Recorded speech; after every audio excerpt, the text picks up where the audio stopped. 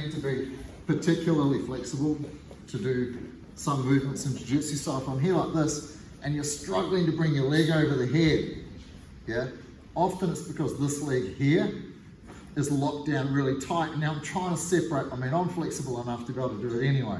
But if you're struggling, bring both legs up.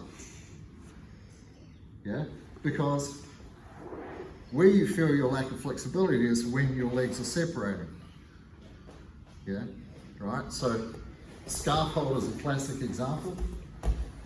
You like this? Yeah, right? And people are like, oh, I'm not flexible enough, I can't get my leg over his head. Well, bring both your legs up together. Yeah?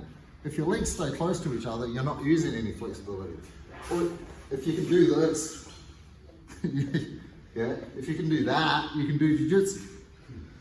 You know? I mean, Pedro Sauer is like arguably the best coach in the world and he can't touch his toes.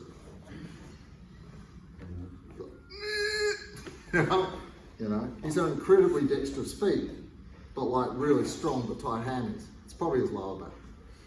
Yeah, we can talk about it sometime, Pedro, about your hammies. But right, okay. But yeah, like try and find an easier way. You don't have. Yes, it's useful to. And I always talk about like the triangle of fitness. Yeah, right. You've got like aerobic cardio stuff, and you've got flexibility and you've got strength. So you have this triangle. And for jiu-jitsu, you want to sit in the middle.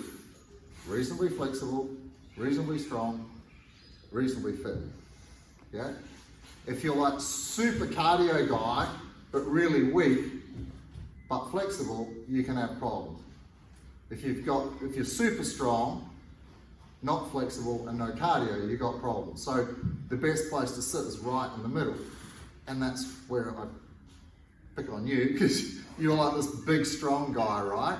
Not so flexible, not so cardio, like not great, yeah? Like you're always trying to move yourself more towards being a balanced athlete.